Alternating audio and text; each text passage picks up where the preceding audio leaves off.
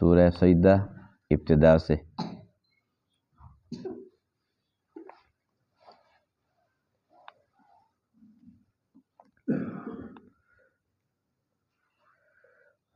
اعوذ باللہ من الشیطان الرجیم،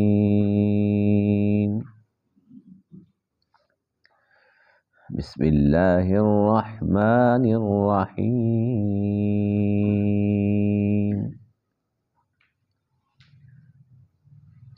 الف لام میم، تنزیل الکتاب لا ریب فیہ من رب العالمین۔ ام یقولون افتراہ بل هو الحق من ربك لتنذر قوما ما أتاهم من نذير من قبلك لعلهم يهتدون۔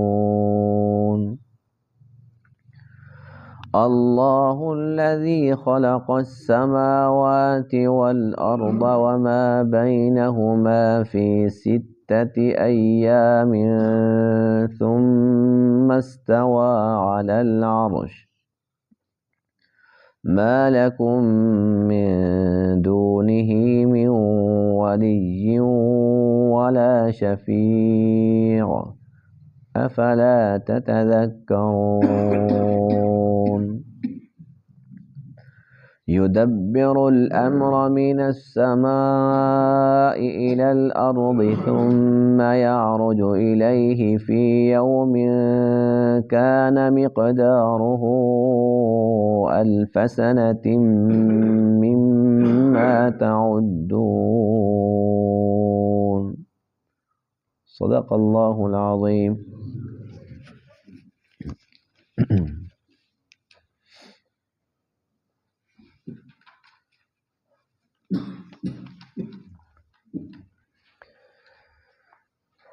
اس سورہ مبارکہ کا نام سورۃ السجدہ ہے، اس وجہ سے کہ اس سورہ مبارکہ کے اندر ایک ایسی آیت ہے کہ جس کو پڑھنے یا سننے کے ساتھ سجدہ تلاوت واجب ہو جاتا ہے۔ یوں تو قرآن مقدس کے اندر مختلف آیات ایسی ہیں جن کے پڑھنے یا سننے سے سجدہ تلاوت واجب ہو جاتا ہے، لیکن جن صورتوں کے اندر وہ آیات ہیں ان صورتوں کا نام سورہ سجدہ نہیں ہے۔ اس سورہ مبارکہ کے اندر آیت سجدہ ہے تو اس کو سورہ سجدہ کہا جاتا ہے۔ اس کی وجہ یہ ہے کہ وہ جو آیات سجدہ ہوتی ہیں ان کا جو ترجمہ ہوتا ہے، جو ان کا مفہوم ہوتا ہے، کہیں ایسا ہوتا ہے کہ جو کافر ہیں انہیں جب حکم دیا جاتا ہے سجدہ کرنے کا وہ انکار کرتے ہیں، تو پھر ایمان والے جب وہ آیات پڑھتے یا سنتے ہیں تو وہ کہتے ہیں انہوں نے انکار کیا تو ہم کیوں انکار کریں، ہم تو سجدہ کرتے ہیں۔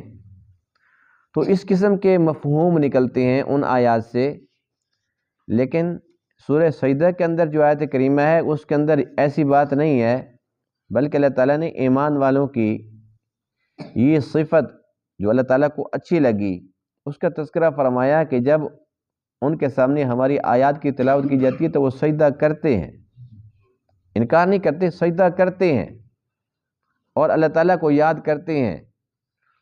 تو اس وجہ سے کہ وہ خوشی خوشی سجدہ کرتے ہیں، ان کی خوبی کا تذکرہ تھا، تو اس لیے سورت کا نام بھی سورۃ السجدہ ہو گیا۔ اور یہ مکی سورت ہے، اس میں 3 رکوع اور 30 آیات ہیں، اور اس کی ابتدا بھی حروف مقطعات میں سے ہے، الف لام میم، جس کی تشریح اور تفصیل اکثر عرض کرتا رہتا ہوں، تو اس لیے بہترین تفسیر اس کی یہی ہے کہ اس کی مراد اللہ تعالیٰ بہتر جانتے ہیں، اللہ کا راز ہے، اللہ ہی بہتر جانتے ہیں۔ ہمارے لیے حکم یہ ہے کہ اس کو ایسے ہی پڑھو جیسے ہے، اور ایک حرف کے بدلے 10 نیکیاں کماؤ، الف ایک حرف، لام دوسرا اور میم تیسرا، تو الف لام میم پڑھنے کے ساتھ ہمیں 30 نیکیاں حاصل ہو جاتی ہیں۔ اور اگر نماز کے اندر پڑھتے ہیں الف لام میم تو ایک حرف پر 100 نیکیاں ہیں، 300 نیکیاں ملتی ہیں۔ اور نماز کے اندر جب امام پڑھتا ہے مقتدی سنتے ہیں تو سننے پر ایک حرف پر 50 نیکیاں ہیں، یعنی کہ الف لام میم سننے والے کو بھی نماز کے اندر 150 نیکیاں مل گئی۔ تو اللہ تعالیٰ کی رحمت ہے، ہمارے لیے اتنا ہی کافی ہے۔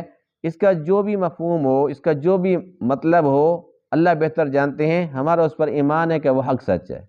ہمارا عقیدہ یہ ہے کہ جو اللہ کے پاس لوح محفوظ میں قرآن مقدس موجود ہے اس میں بھی ایسے ہی ہے الف لام میم سورہ سجدہ سے پہلے، اور جو ہمارے پاس قرآن ہے اس کے اندر بھی ایسے ہی ہے الف لام میم سورہ سجدہ سے پہلے۔ اور مکی صورتوں کے اندر زیادہ تر بات عقائد پر ہوتی ہے، کیونکہ مشرکین مکہ کا عقیدہ درست نہیں تھا اور ان کا اعتقاد درست نہیں تھا۔ اللہ تعالیٰ کی وحدانیت کے منکر تھے، اللہ کے نبی کی نبوت اور رسالت کے منکر تھے، مرنے کے بعد کی زندگی کے منکر تھے، قیامت کے منکر تھے۔ اس لیے مکی صورتوں کے اندر زیادہ تر عقیدے پر محنت کی گئی۔ تو جتنی مکی صورتیں ہیں ان کے اندر زیادہ تر بات عقائد پر ہوتی ہے۔ اچھا، اس کے اندر اللہ کے کلام کا تذکرہ بھی ساتھ ساتھ چلتا ہے، اس لیے کہ عقیدے کی اصلاح کیسے ہوتی تھی؟ اللہ کا پیغام جبرائیل لاتے تھے اللہ کے نبی پر بذریعہ وحی، تو وہی قرآن بنتا تھا۔ تو اس لیے قرآن کا بھی وہ انکار کرتے تھے، وہ کہتے تھے قرآن کو بھی نہیں مانتے۔ اگر اللہ کا یہ پیغام ہے کہ اللہ وحدہ لا شریک ہے، ہم یہ بھی نہیں مانتے کہ یہ اللہ کا پیغام ہے۔ وہ کہتے تھے کہ یہ تو خود بناتے ہیں، خود گھڑتے ہیں، نعوذ باللہ، جتنا بن جاتا ہے وہ پیش کر دیتے ہیں، کبھی ایک سورت، کبھی 2 آیات، کبھی 4 آیتیں، ہم نہیں مانتے۔ تو اللہ تعالیٰ نے ان آیات کریمہ میں ارشاد فرمایا کہ یہ اللہ کا کلام ہے، اللہ کی طرف سے اتارا ہوا ہے، اس میں کوئی شک والی بات نہیں ہے۔ اور جو لوگ یہ کہتے ہیں کہ انہوں نے خود گھڑ لیا، خود بنا لیا، وہ جھوٹ بولتے ہیں۔ یہ اللہ کا کلام ہے جو حق سچ ہے۔ پھر اللہ تعالیٰ نے اپنی قدرت کاملہ کا تذکرہ فرمایا کہ دیکھو آسمانوں کو اور زمین جو کچھ ان کے درمیان میں 6 دن کے اندر میں نے پیدا کر دیا۔ پھر اللہ فرماتے ہیں کہ ہر چیز کو پیدا بھی میں نے کیا اور مالک بھی میں ہوں، خالق بھی اللہ ہے اور مالک بھی اللہ ہے۔ اللہ فرماتے ہیں کہ جو معاملات ہیں نا، یہ میں نے کسی کے ہاتھ میں نہیں دیے۔ یدبر الامر من السماء الى الارض، آسمانوں کی بلندیوں سے لے کر زمین کی پستیوں تک تدبیر بھی اسی کی چلتی ہے۔ تو اس لیے انسان کو چاہیے کہ وہ اللہ تعالیٰ کی قدرت پر یقین رکھے، اللہ تعالیٰ کی وحدانیت پر ایمان لائے، اور اللہ تعالیٰ کا یہ جو کلام ہے قرآن مقدس، اس پر ایمان رکھے کہ یہ اللہ کا کلام ہے، کسی کا بنایا ہوا نہیں ہے۔ الف لام میم تنزیل الکتاب، کتاب کا اتارنا، لا ریب فیہ، اس میں کوئی شک نہیں، من رب العالمین، کہ یہ رب کی طرف سے ہے جو تمام جہانوں کا رب ہے۔ ام یقولون افتراہ، کیا یہ لوگ کہتے ہیں کہ اس نے گھڑ لیا، اس کو خود بنا لیا؟ ایسی بات نہیں ہے، بل هو الحق من ربک، بلکہ یہ تو حق ہے تیرے رب کی طرف سے۔ اور یہ قرآن دیا کیوں اتارا اس کو؟ لتنذر قوما، تاکہ آپ ڈرائیں ان لوگوں کو، ما اتاہم من نذیر من قبلک، کہ نہیں آیا ان کے پاس کوئی ڈرانے والا آپ سے پہلے، لعلہم یہتدون، تاکہ یہ لوگ ہدایت پا جائیں، سیدھے راستے پر آ جائیں۔ اللہ الذی، اللہ وہ ذات ہے، خلق السماوات، جس نے پیدا کیا آسمانوں کو، والارض، اور زمین کو، وما بینہما، اور جو کچھ ان دونوں کے درمیان میں ہے، فی 6 ایام، 6 دنوں میں، ثم استوى علی العرش، پھر اللہ تعالیٰ عرش پر مستوی ہو گئے۔ عرش پر اللہ تعالیٰ کیسے ہے؟ جیسے اس کی شان ہے۔ یہ متشابہات میں سے ہے، یعنی ہمارے ذہن کے اندر وہ طاقت نہیں ہے کہ ہم اس حقیقت کو پا لیں کہ وہ کیسے ہے۔ ایسے نہیں جیسے ایک انسان کرسی پر ہوتا ہے، تخت پر ہوتا ہے، ایسے نہیں ہے، جیسے اس کی شان ہے، جیسے اس کو لائق ہے، ایسے ہے۔ ما لکم من دونہ من ولی، نہیں ہے تمہارے لیے اس کے علاوہ کوئی بھی کارساز، ولا شفیع، اور نہ ہی کوئی سفارش کرنے والا۔ افلا تتذکرون، کیا پس تم نصیحت حاصل نہیں کرتے؟ یدبر الامر، وہ تدبیر کرتا ہے معاملے کی، من السماء آسمان سے لے کر الی الارض زمین تک، یعنی کہ سب کی سب تدبیر اسی کی چلتی ہے. ثم یعرج الیہ، پھر چڑھتے ہیں اسی کی طرف، یعنی کہ اللہ تعالیٰ جب معاملے کی تدبیر کرتا ہے، جب نے احکام بھیجتا ہے، اس کا جو رزلٹ ہوتا ہے پھر اسی کی طرف ہی واپس جاتا ہے. فی یومن، ایک دن میں، کان مقدارہ، جس کی مقدار ہے الف سنۃ، 1000 سال، مما تعدون، اس سے جو تم گنتے ہو. یعنی جو اللہ تعالیٰ کے پاس دن ہے نا، وہ یہ والے دن نہیں ہیں، یہ تمہاری گنتی کے جو دن ہوتے ہیں. اللہ تعالیٰ کا جو دن ہے وہ 1000 سال کے برابر ہے.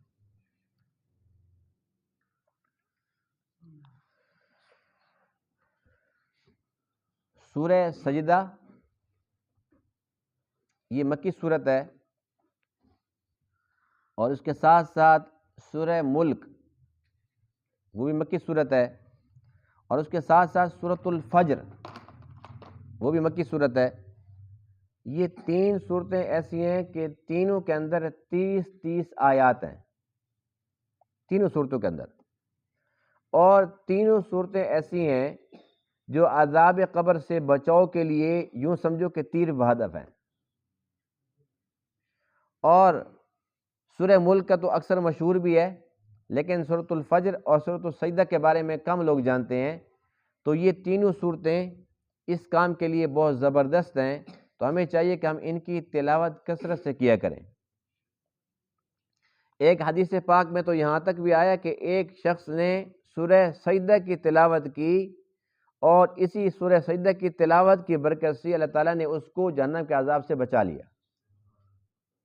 اور حضور علیہ السلام کو اس سورہ مبارکہ کی تلاوت کتنی پسند تھی؟ اتنی پسند تھی کہ اکثر جمعۃ المبارک کے دن فجر کی نماز کی پہلی رکعت کے اندر سورۃ السجدہ تلاوت فرمایا کرتے تھے، اور آقا علیہ السلام دوسری رکعت کے اندر سورۃ الدہر جو 29ویں پارے کے اندر ہے. تو اب جو یہ سنت ہے نا اللہ کے نبی کی، عربوں کے اندر آج بھی زندہ ہے، وہ لوگ آج بھی اس کا اہتمام کرتے ہیں. لیکن ہمارے جو اجمی لوگ ہیں، ہم لوگ بڑے کمزور ہیں، تو ہم لوگ اس سنت سے ڈرتے ہیں. اگر کوئی امام خدا نہ خواستہ اس سنت پر عمل کرنا شروع کر دے تو بس سلام پھیرنے کے بعد جو اس کا رد عمل ہوگا نا مقتدیوں کا، وہ بڑا خطرناک ہوگا. وہ یہ کہیں گے ہمیں مارنا تھا، تم بڈھے نظر نہیں آ رہے تھے، تو خود تو جوان ہے، تجھے تو پرواہ نہیں ہے، پیچھے دیکھو کیا ہو رہا تھا. اگر ہم بے ہوش ہو کے گر جاتے، مر جاتے، پھر کیا ہوتا؟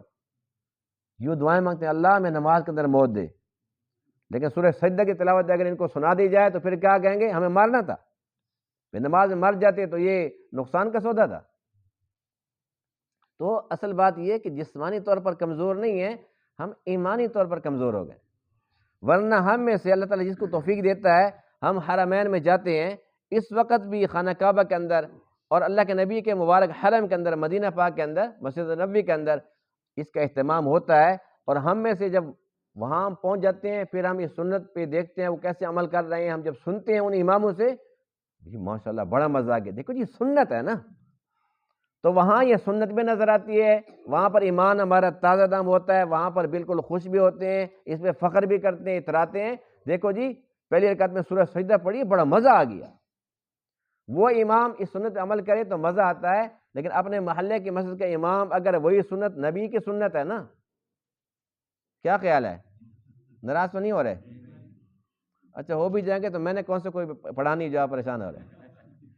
اس لیے پریشان نہ ہوں، ہمیں پتہ ہے کہ جو نمازی ہیں ان کی جو طبیعت ہے اس کے مطابق ہم اس کا خیال کرتے ہیں الحمدللہ. تو بہرحال بات یہ ہے کہ کوئی امام اگر اس سنت پہ عمل کر دے تو یہ خوش بختی کی بات ہے.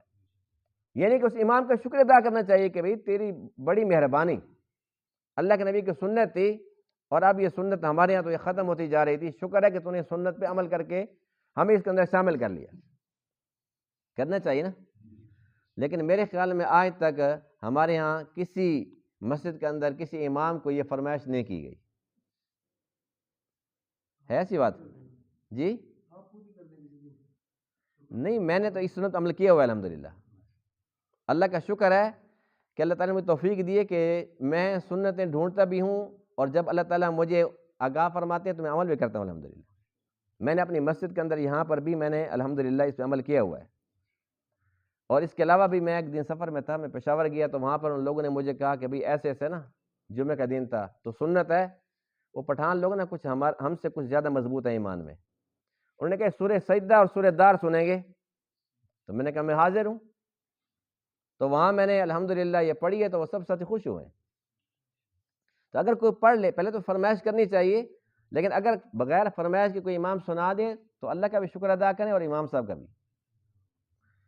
تو سورہ سجدہ یہ بڑی اہمیت کی حامل ہے، جس میں سب سے پہلے قرآن مقدس کی تعریف ہے، اس کی حقانیت کا تذکرہ ہے۔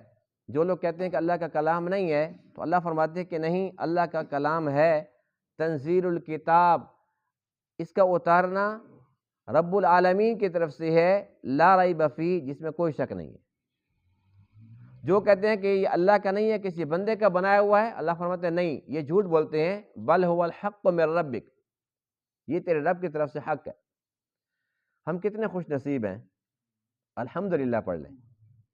اللہ کا کتنا بڑا احسان ہے کہ اس نے اپنا کلام پاک عطا فرمایا اور ہم اس پر ایمان رکھتے ہیں۔ ایک حدیث پاک میں جس کے راوی ہیں فاروق اعظم رضی اللہ عنہ، حضرت عمر بن خطاب رضی اللہ عنہ راوی ہیں کہ حضور علیہ الصلاۃ والسلام نے ارشاد فرمایا، ان اللہ یرفع بہ اقواما ویضع بہ آخرین، کہ یہ جو قرآن ہے اللہ تعالیٰ اسی کے صدقے کتنوں کو بلند مرتبہ عطا فرماتے ہیں اور کتنوں کو پست اور ذلیل فرماتے ہیں۔ اور اس کی تشریح یہی ہے کہ جو اس کو اپناتا ہے، جس کو سینے سے لگاتا ہے، جو اس کے مطابق زندگی گزارتا ہے، تو اللہ تعالیٰ اس کو بلند مرتبہ عطا فرماتے ہیں، دنیا کے اندر بھی اور آخرت کے اندر تو بہت ہی بلند ترین مرتبے عطا ہوں گے۔ اور جو اس کو پس پشت ڈالتے ہیں اللہ تعالیٰ ان کو پست کر دیتا ہے، جیسے کہ آج کل مجموعی طور پر ہم نے قرآن کے نظام کو پس پشت ڈال دیے۔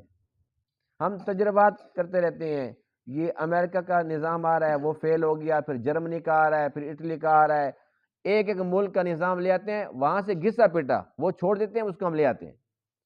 ہمارے پاس قرآن ہے، ہمارے پاس نور ہے، وہ تو ظلمت کا شکار ہیں، تاریکی کا شکار ہیں۔ جن کے پاس اندھیرا ہے ہم وہاں سے نور تلاش کر رہے ہیں، کتنے نادان اور بے وقوف ہیں۔ تو ہمارے پاس یہ نور ہے، ہماری ہر موقع پر رہنمائی کرنے کے لیے تیار ہے، کاش کہ ہم اس سے رہنمائی لینے والے ہوتے۔ پھر اللہ تعالیٰ نے اپنی شان ارشاد فرمائی، اللہ وہ ذات ہے جس نے آسمانوں کو اور زمین کو اور جو کچھ ان کے درمیان میں ہے 6 دن میں پیدا فرمایا۔ بات یہ ہے، ہمارا ایمان ہے انما امرہ اذا اراد شیئا ان یقول له کن فیکون۔ اللہ کی قدرت کا یہ عالم ہے کہ وہ جس چیز کو کرنا چاہے اس سے کہے کن ہو جا، پس وہ چیز ہو جاتی ہے۔ اور یہ بھی سمجھانے کے لیے، ورنہ لفظ کن یہ کہنا ضروری نہیں ہے، اللہ اس کا محتاج بھی نہیں ہے، یعنی اللہ تعالیٰ کی چاہت ارادے کا نام وجود ہے، وہ چاہتا ہے کہ ایسے ہو جائے تو اس سے کہنے کی ضرورت نہیں کہ ایسے ہو جا، بس اس کی چاہت ہوئی تو وہ چیز اسی وقت ہو جاتی ہے۔ اس کے باوجود اللہ تعالیٰ نے 6 دن لگائے، 6 دن لگا دیے، اور پھر 6 دن نہیں، ایک دن 1000 سال کا ہے، 6000 سال لگا دیے۔ کیوں لگا دیے؟ وجہ کیا تھی؟ اپنے بندوں کو سمجھانا مقصود تھا، اے میرے بندو تمہارے پاس تو کچھ اختیار بھی نہیں اور میرے پاس اختیارات ہیں، میرے پاس قدرت ہے، اختیارات ہیں، اس کے باوجود بھی میں صبر و تحمل سے کام کرتا ہوں۔ اور تمہیں کیا ہو گیا ہے کہ تمہارے پاس نہ تو اتنی قدرت ہے نہ کوئی اختیار ہے، پھر کیا وجہ ہے کہ ہر کام کے اندر جلد بازی، ہر کام کے اندر جلد بازی؟ تو حدیث پاک میں ہے العجلۃ من الشیطان، جلد بازی شیطان کی طرف سے ہے، اور بردباری حوصلے سے کام لینا یہ رحمان کی طرف سے ہے۔ تو آج ہم نے ان آیات کی اس پس منظر کو بھی بھلا دیا ہے، اللہ کے نبی کے فرمان کو بھی بھلا دیا ہے، اور ہم میں سے ہر ایک جلدی میں ہے، اور اس پر ہم فخر کرتے ہیں، جی میں تو منٹوں میں کام کر لیتا ہوں، میں تو منٹوں میں کر لیتا ہوں، میں نے یوں کر لیا، ایسے کر لیا، اور اپنے بچوں کو بھی اچھی تعلیم کے بجائے بری تعلیم دیتے ہیں، اور ہم نے کیا کہتے ہیں کہ جاؤ بازار سے یہ چیز لے کر منٹوں میں آؤ اور جاؤ۔ ہم ان کو یہ نہیں کہتے بیٹا حوصلے سے جانا، کوئی بات نہیں، 2 منٹ 5 منٹ لیٹ ہو جائیں گے کوئی بات نہیں ہے، آرام سے جانا ہے اور آرام سے آنا ہے، خیال رکھنا ہے اپنا۔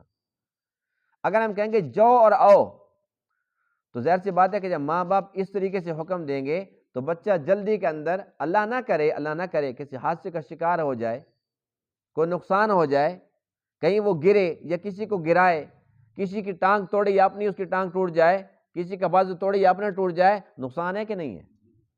تو کام تھا 10 روپے کا، نقصان ہو گیا لاکھ روپے کا۔ تو اللہ تعالیٰ نے ہمیں یہ سمجھایا کہ میں قادر مطلق ہوں، پھر بھی 6000 سال لگا دیے تمہیں سمجھانے کے لیے کہ جلدی ہی کیا ہے، آرام آرام سے کام کیا کرو۔ اور جن کاموں کے اندر اللہ نے حکم دیا کہ جلدی کرو، ان کاموں کے اندر تو ہم سست ہیں، ان میں جلدی کوئی نہیں ہے۔ اللہ کا قرآن کہتا ہے سارعوا الی مغفرۃ من ربکم، اپنے رب سے مغفرت مانگنے کے اندر جلدی کرو، یہاں میں کوئی جلدی نہیں۔ وجنت عرضها السماوات والارض، اور جنت جس کی چوڑائی آسمان و زمین کے برابر ہے، اللہ سے جنت مانگنے کے اندر جلدی کرو، وہاں پر کوئی جلدی نہیں۔ ایک آدمی نے فرمایا سابقوا، سبقت کرو، ایک دوسرے سے بڑھنے کی کوشش کرو، لیکن وہاں پر کوئی مقابلہ نہیں۔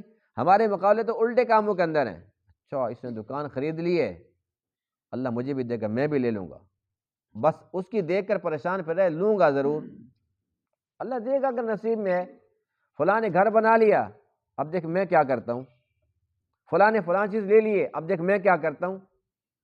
یعنی کہ دنیا کے اندر ہم پریشان ہوتے ہیں کہ وہ کیوں آگے بڑھ گئی ہے، حالانکہ اس چیز کا حکم ہے کہ جو اللہ تعالیٰ سے مغفرت مانگنی ہے، جنت مانگنی ہے، یعنی اپنی آخرت کے لیے، اس کے اندر تم دوڑ بھی لگا سکتے ہو اور مقابلہ بازی بھی کر سکتے ہو۔ بلکہ اللہ کا قرآن کہتے ہیں سورۃ المطففین میں 30ویں پارے میں ہے وَفِي ذَلِكَ فَلْيَتَنَافَسِ الْمُتَنَافِسُونَ، اے حریصو آؤ اپنا اپنا حرص دکھاؤ، پتہ چلے کہ رب سے زیادہ پیار کس کو ہے، پتہ چلے کس کو زیادہ عبادت کا شوق ہے، پتہ چلے کس کو تلاوت کا زیادہ شوق ہے، اس میں آؤ اپنا شوق دکھاؤ۔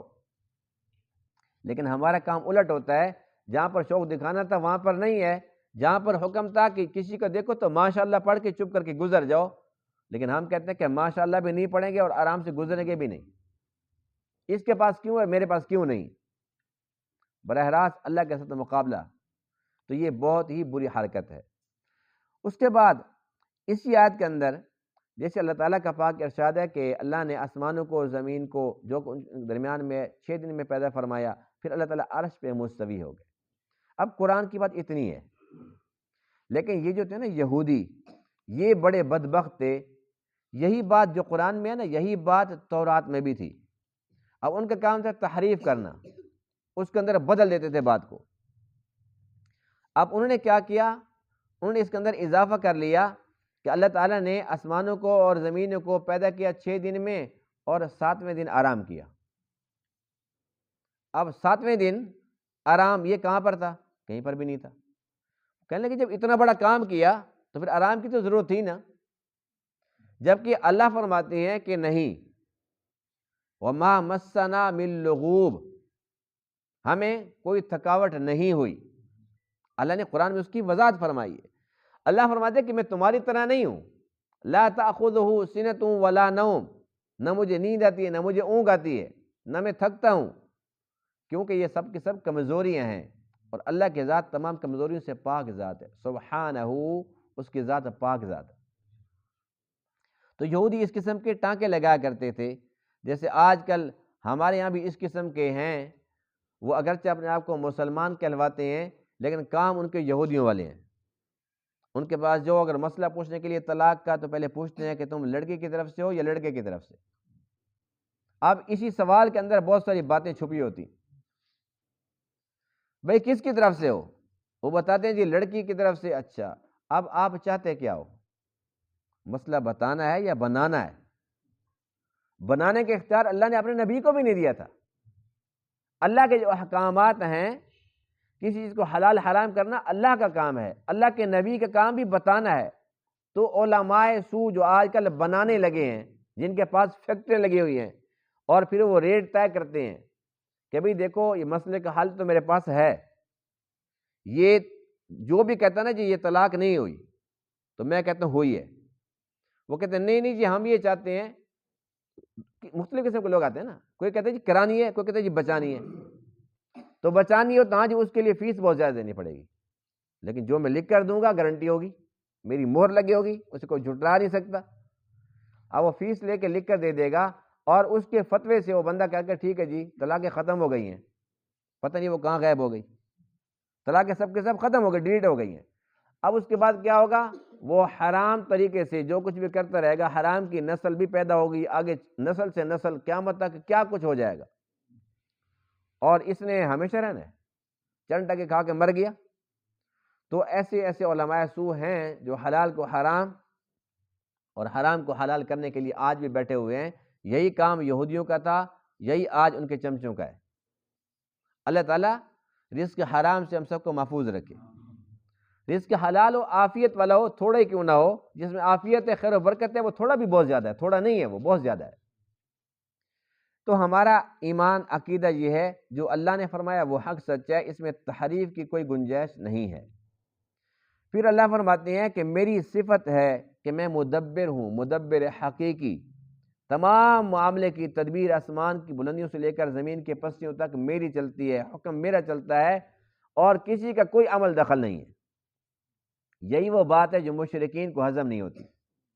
مشرکین کہتے ہیں کہ دیکھو اللہ نے سب کچھ پیدا تو کر دیا، لیکن اللہ کے جو پیارے ہیں، جو مقرب ہیں، اختیارات ان کے سپرد کر دیے ہیں۔ ہمارا عقیدہ یہ ہے کہ اختیارات بھی اللہ کے قبضہ قدرت میں ہیں۔ ہاں اللہ کو اپنے پیاروں سے پیار ہے، اور اللہ تعالیٰ اسی پیار کی وجہ سے قیامت کے دن ان کو شفاعت کا حق بھی دے گا، مؤمنین کے لیے، کافروں کے لیے نہیں، مشرکین کے لیے نہیں، ایمان والوں کے لیے، جس کو اجازت ملے گی اور جتنی اللہ تعالیٰ کی چاہت ہوگی اتنی سفارش کی اجازت ملے گی، اور یہ بہت بڑا اعزاز ہے، چھوٹا نہیں ہے۔ باقی جتنے بھی اولیاء کرام ہیں، آج تک کسی ولی نے اپنے مریدوں کو یہ تعلیم نہیں دی کہ میرے پاس بہت اختیارات ہیں، کسی نے دی ہے؟ جو پیر ہیں، باقی جو ہوتے ہیں نا اس قسم کے ننگ دھڑنگ، ان کی تو میں پہلے بھی عرض کرتا رہتا ہوں کہ ان کو تو ہم پیر کہتے نہیں نا، مانتے نہیں ہیں۔ جو حقیقت اللہ کے ولی ہیں ان کی تعلیمات قرآن و حدیث کے خلاف ہو سکتی ہی نہیں۔ جس کی تعلیمات قرآن و حدیث کے خلاف ہوں، جس میں قرآن کی نفی ہو، حدیث کی نفی ہو، اور وہ کہتے ہیں جی میں سب کچھ کرتا ہوں، تو وہ ولی ہی نہیں ہے، اس کے اندر ایمان ہی نہیں۔ تو اللہ تعالیٰ کے پاس ہی اختیارات ہیں، اللہ کے ولی بھی اسی کے در کے محتاج ہیں، ان سے ہم دعا کرا سکتے ہیں، اور اللہ تعالیٰ اپنے پیاروں کی دعا قبول فرماتے ہیں۔ تو ان سے دعائیں کرا سکتے ہیں، جیسے انبیاء کرام برحق ان کے معجزات برحق ہیں، ایسے ہی اولیاء کرام برحق ہیں، اور ان کی کرامات بھی برحق ہیں، ان کی دعاؤں کے اندر بھی بڑا اثر ہوتا ہے۔ لیکن اس کا یہ مطلب ہرگز نہیں ہے کہ وہ اللہ تعالیٰ کی چھٹی کرا کے اور سب کچھ اپنے قبضے میں لے لیں۔ اللہ کے اختیارات ان کے پاس ہیں، اللہ تعالیٰ کے بالکل بے اختیار ہو گیا ہے، نعوذ باللہ، ایسی بات ہرگز نہیں۔ جب اختیارات بھی اللہ تعالیٰ کے پاس ہیں، سب کچھ اللہ کے قبضہ قدرت میں ہے۔ اللہ کا قرآن کہتا ہے وَلِلَّهِ خَزَائِنُ السَّمَاوَاتِ وَالْأَرْضِ، آسمانوں کے، زمین کے خزانے اللہ کے قبضہ قدرت میں ہیں، سب کچھ اسی کے پاس ہے، اور اس نے کبھی کسی کو یہ نہیں کہا کہ تم براہ راست میرے در پہ نہ آؤ، براہ راست تم مجھ سے مدد نہ مانگو، براہ راست مجھ سے تم دعائیں نہ کیا کرو، کسی کے واسطے سے آیا کرو۔ اللہ تعالیٰ نے کبھی کسی کو کہا ہے؟ جب وہ کہتا ہے ادعونی، مجھے پکارو، استجب لکم، تمہاری پکار کو سنتا ہوں، قبول کرتا ہوں، پھر کیا ضرورت ہے اللہ کا در چھوڑنے کی؟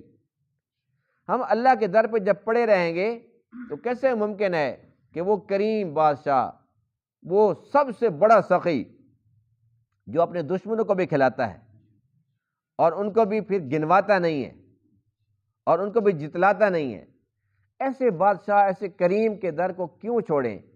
پڑے رہیں گے تو اللہ تعالیٰ سب کچھ دے گا، دنیا کے اندر بھی دے گا اور آخرت بھی دے گا۔ اللہ تعالیٰ ان تمام باتوں کو سمجھنے عمل کرنے کی توفیق عطا فرمائے۔ وآخر دعوانا الحمدللہ رب العالمین۔